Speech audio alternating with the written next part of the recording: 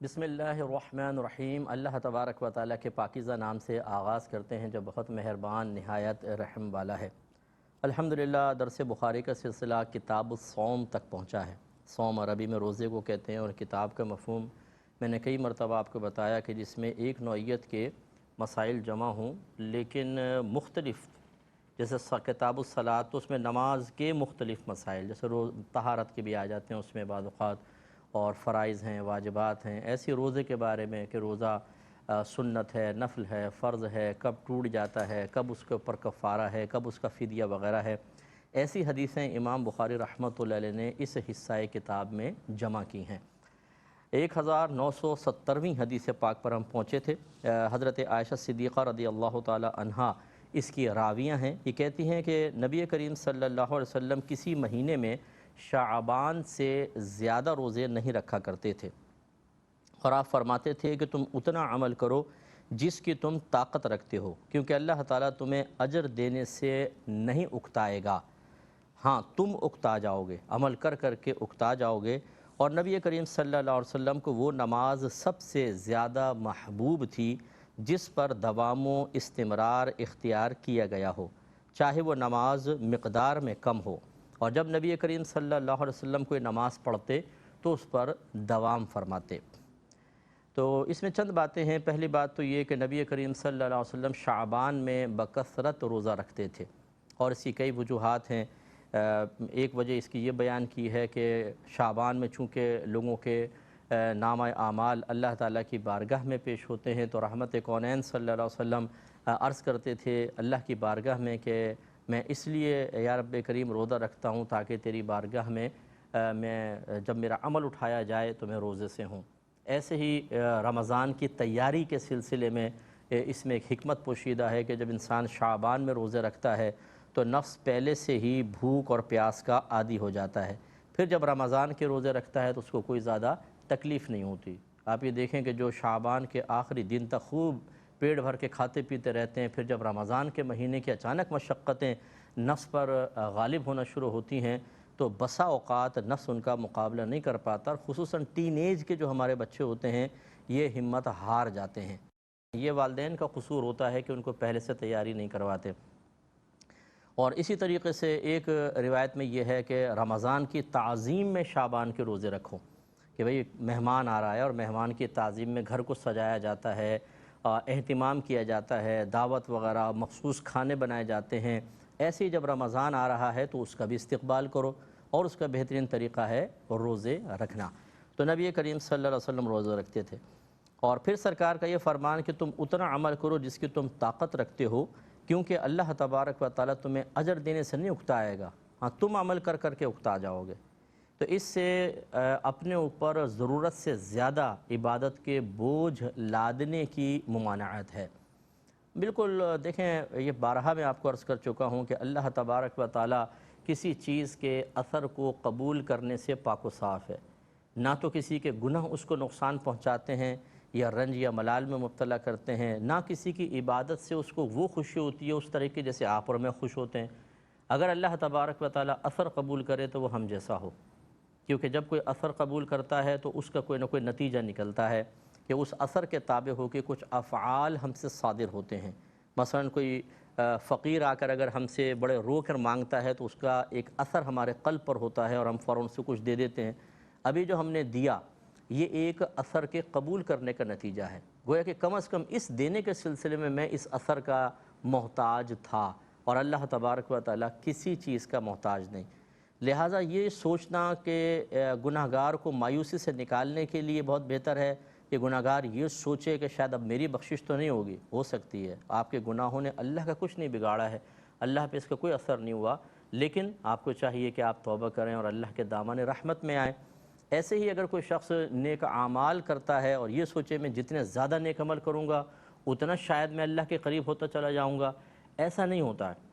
آپ زیادہ عمل کرتے جائیں گے حد تک ایک وقت آئے گا کہ اکتا جائیں گے، کیونکہ آپ اگر صحت مندی میں کر رہے ہیں تو بیماری آ سکتی ہے، اگر ابھی آپ کے پاس فراغت ہے کل مصروفیت آ سکتی ہے، ابھی جوانی ہے کل بڑھاپا آ سکتا ہے، تو پھر آپ وہ عمل آپ کا منقطع ہو جائے گا، اور یہ چیز صحیح نہیں ہوتی۔ ایسا عمل اختیار کرنا چاہیے جو مطلب بالکل آدمی ہر قسم کی حالت میں ادا کر سکے، اس کو اپنا سکے، چاہے حالت صحت میں ہے، بیماری میں ہے، مصروفیت میں ہے، فراغت میں ہے، جوانی میں ہے، بڑھاپے میں ہے،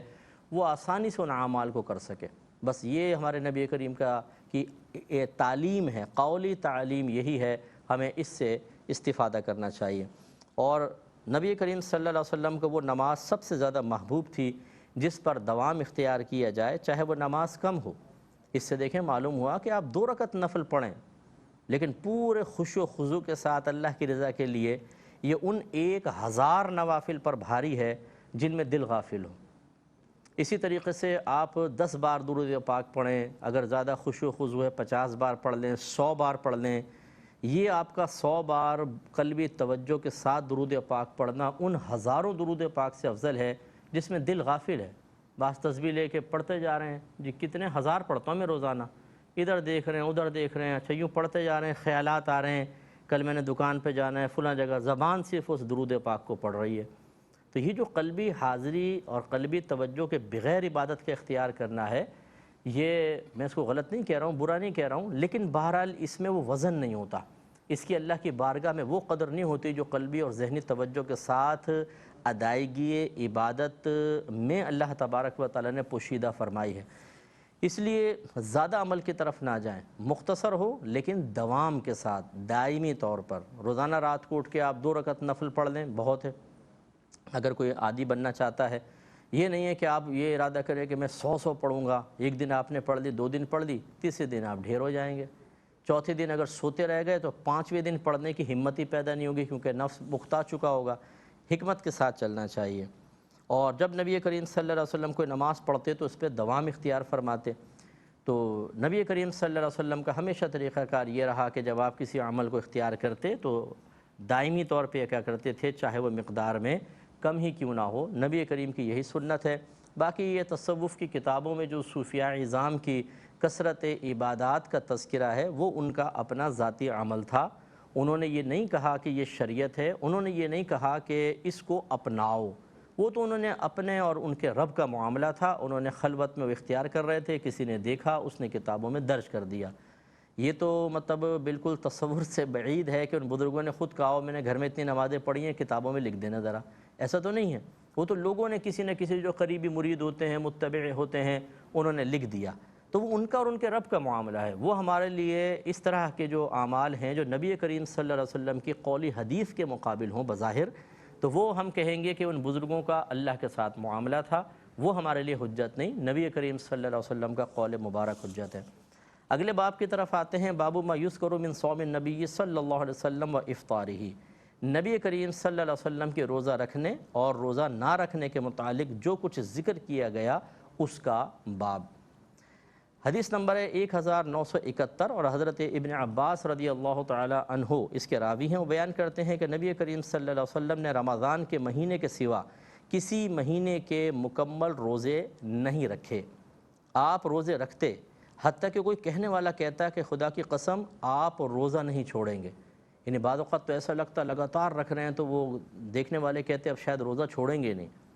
اور آپ روزہ چھوڑ دیتے یعنی نہ رکھتے، حتیٰ کہ کوئی کہنے والا کہتا کہ خدا کی قسم آپ روزے نہیں رکھیں گے۔ تو یہ ہمارے نبی کریم صلی اللہ علیہ وسلم کا طریقہ ہے۔ اس میں ایک حکمت اور نکتہ کیا ہے؟ نبی کریم صلی اللہ علیہ وسلم جانتے ہیں کہ آپ کا عمل مبارکہ کتابوں میں لکھا جائے گا اور قیامت تک کے لوگ اس کو اختیار کریں گے۔ اگر میرے آقا صلی اللہ علیہ وسلم روزہ نہ رکھتے تو نہ رکھنے ہی سنت بن جاتا اور لوگ روزے کی نعمت سے رمضان کے علاوہ یعنی محروم رہتے۔ اگر سرکار لگاتار رکھتے جاتے تو وہ واجب ہو سکتا تھا، تو پھر رکھنا ہی، اور اس میں لوگ مشقت میں مبتلا ہو جاتے۔ اس لیے رحمت کونین صلی اللہ علیہ وسلم نے مختلف اعمال اختیار فرما کر جواز امت کے لیے کبھی اختیار کیا اور کبھی ترک کیا، تاکہ جو جس بھی چیز سے استفادہ کرنا چاہے اس کی سنت رسول سے نسبت ہو جائے گی، اور اس کو اس عبادت کی ادائیگی کے ساتھ ساتھ نبی کریم صلی اللہ علیہ وسلم کی سنت کی ادائیگی کا ثواب بھی ملے گا۔ اب اگر کوئی کسی مہینے میں روزہ رکھنا چاہتا ہے، یہ بھی نبی کریم کی سنت، اور کوئی روزہ نہیں رکھنا چاہتا، یہ بھی سنت کریمہ ہے، یہ بھی نبی کریم صلی اللہ علیہ وسلم نے تعلیم امت کے لیے کیا ہے۔ اس سے بھی معلوم ہوا کہ دیکھیں رحمت کونین صلی اللہ علیہ وسلم عبادات کے سلسلے میں بہت ہی زیادہ رغبت رکھا کرتے تھے۔ لیکن تعلیم امت کے لیے جب موقع آیا اور مشقت امت کا آپ نے لحاظ فرمایا تو اپنی اس باطنی خواہش کو روکا ہے اور آپ نے روزے ترک کیے ہیں۔ جس وقت آپ روزے نہیں رکھتے تھے، کیا اس وقت آپ کو روزے کی رغبت نہیں تھی؟ کیا آپ نہیں جانتے تھے کہ ایک ایک روزے کا کیا کیا آپ کو ثواب مل سکتا ہے؟ لیکن آپ لیڈر تھے، آپ رہنما تھے، آپ ایک پیشوا تھے، آپ ایک مقتدا تھے، اور مقتدا ایسے ہی ہوتے ہیں۔ تو اس میں ان حضرات کے لیے بھی بہت بڑا درس ہے کہ جن کے متبعین ہیں انہیں چاہیے کہ کوئی بھی ایسا عمل اختیار نہ کریں کہ متبعین ان کی محبت میں اختیار کر کے مشقت میں مبتلا ہو جائیں۔ نرمی اور آسانی یہ نبی کریم کا طریقہ ہے۔ یہ اگلی حدیث کی طرف آتے ہیں۔ 1972ویں حدیث پاک ہے، حضرت انس رضی اللہ تعالی عنہ اس کے راوی ہیں، وہ بیان کرتے ہیں کہ رسول اللہ صلی اللہ علیہ وسلم کسی مہینے میں روزہ رکھنا چھوڑ دیتے تھے، حتیٰ کہ ہم گمان کرتے تھے کہ اب آپ اس مہینے میں روزہ نہیں رکھیں گے، اور آپ کسی مہینے میں روزے رکھتے، حتیٰ کہ ہم یہ گمان کرتے کہ اب آپ کوئی روزہ نہیں چھوڑیں گے، اور تم جب بھی آپ کو رات میں نماز پڑھتے دیکھنا چاہو، یعنی اب لوگوں کو مخاطب کر کے کہتے ہیں کہ تم لوگ نبی کریم صلی اللہ علیہ وسلم کو رات میں نماز پڑھتے ہوئے دیکھنا چاہو تو آپ کو نماز پڑھتے ہوئے دیکھ لو گے، اور جب تم نبی کریم صلی اللہ علیہ وسلم کو رات میں سوتا ہوا دیکھنا چاہو تو آپ کو سوتا ہوا دیکھ لو گے۔ یعنی خلاصہ کلام یہ ہے کہ نبی کریم صلی اللہ علیہ وسلم کا طریقہ کار یہ تھا، کبھی روزے رکھتے تھے بکثرت، کبھی چھوڑتے تھے، اور رات میں سرکار کا روٹین یہ تھا کہ آپ سوتے بھی تھے اور جاگتے بھی تھے۔ یہ نہیں ہے کہ پوری پوری رات آپ مسلسل جاگ رہے ہوں جس کی وجہ سے گھر والوں کے حقوق میں کوتاہی ہو رہی ہو، یا مسلسل سو رہے ہوں اور اللہ تبارک و تعالیٰ کی طرف مائلان نظر نہ آئے۔ یہ ہے ایک اچھا طریقہ کار کہ اعتدال، اپنا بھی ایک حق ہے، نفس کا حق ہے، زوجہ کا حق ہے، بچوں کا حق ہے،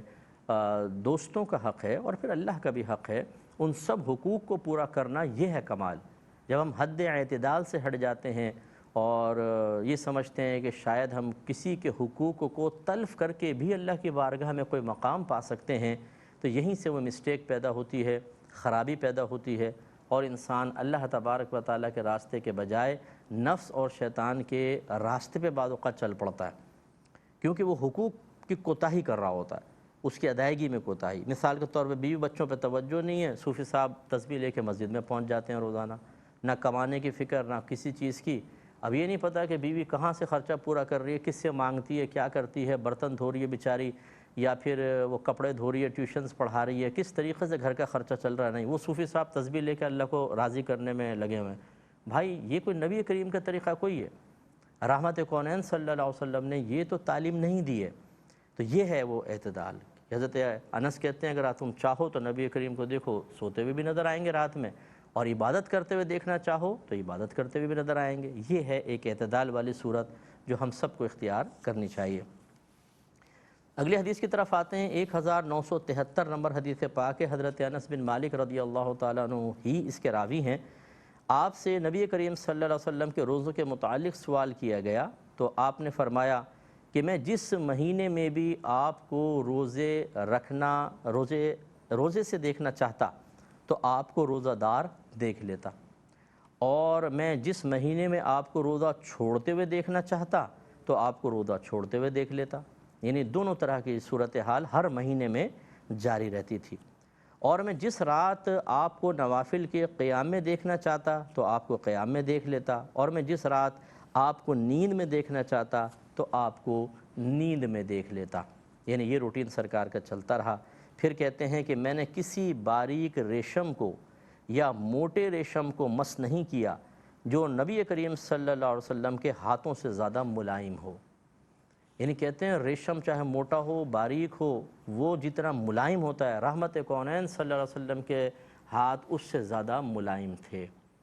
اب یہ دیکھیے، حالانکہ تلوار بھی پکڑتے ہیں سرکار، اپنے گھر کے کام بھی کرتے ہیں، جو بکثرت جس کے ہاتھ یوز ہوتے ہیں اس کی ہتھیلیاں سخت ہو جاتی ہیں، لیکن اللہ تعالیٰ نے اپنے حبیب کریم صلی اللہ علیہ وسلم کو یہ ایک نعمت سے نوازا، ظاہری نعمت سے، کہ جتنے بھی آپ ہاتھوں کا استعمال کر لیتے لیکن آپ کے ہاتھ انتہائی ملائم ہوتے۔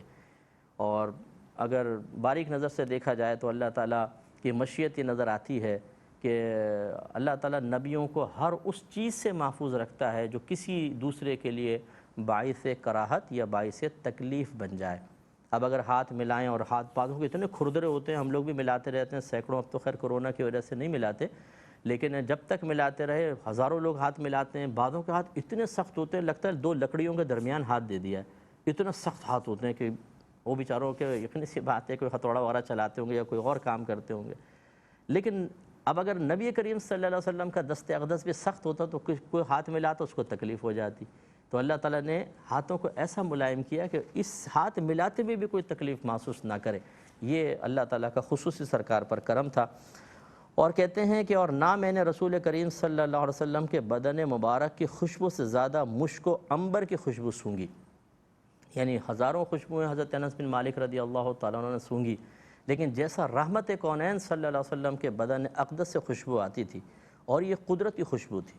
سرکار اگرچہ تعلیم امت کے لیے ظاہری خوشبو بھی استعمال فرماتے، لیکن اگر آپ نہ استعمال کرتے تب بھی آپ کے پسینہ مبارکہ میں گلاب سے زیادہ بہترین خوشبو تھی۔ یہ اللہ تعالیٰ نے وہی جو میں نے ابھی حکمت بیان کی کہ اللہ تعالیٰ نبیوں کو کوئی ایسی چیز عطا نہیں فرماتا جس سے کسی کو تنفر محسوس ہو، نفرت محسوس ہو، کوئی نفرت محسوس کر کے دور بھاگ جائے، کیونکہ یہ اس کے لیے بروز قیامت ایک حجت بن سکتا تھا کہ یا رب کریم میں اس لیے اس نبی کے قریب نہیں گیا کہ اس چیز سے مجھے کراہت محسوس ہوئی۔ تو اللہ تبارک و تعالیٰ نبیوں کو ہمیشہ اعلیٰ خاندان میں پیدا کرتا ہے، وہ مردانہ وجاہت کے ساتھ ہوتے ہیں، خوبصورت ہوتے ہیں، انہیں نعمتوں سے نوازتا ہے، انہیں کبھی کوئی ایسی بیماری نہیں ہوتی جس سے کسی کو کراہت محسوس ہو۔ اخلاقیات کے اعتبار سے دیکھیں، عادات و اطوار کے اعتبار سے دیکھیں، کسی کے لیے کوئی باعث تکلیف نہیں۔ اب کوئی شرعی عذر رہ ہی نہیں سکتا کسی کے پاس کہ بھئی تمہارے بھاگنے کی وجہ کیا ہے۔ کوئی تو ایسا ہوتا ہے نا اعلیٰ خاندان کا ہے جی، ادنا خاندان کا ہے، اس لیے کراہت محسوس ہو رہی ہے، شکل صحیح نہیں ہے اور دیگر بیماریاں ہیں، اسمیل محسوس ہو رہی ہے۔ نبی کے اندر کچھ بھی نہیں ہوتا، پاکیزگی پاکیزگی، صفائی صفائی، تو پھر بھاگنے کی ضرورت کیا ہے؟ تو گویا کہ یہ ایک اتمام حجت کے لیے ہوتا ہے، اس پر ہمیں توجہ رکھنی چاہیے۔ تو الحمدللہ نیکسٹ پروگرام میں 1984 حدیث پاک کے ساتھ دوبارہ آپ کی خدمت میں حاضری کا شرف حاصل ہوگا۔ وآخر دعوانا ان الحمدللہ رب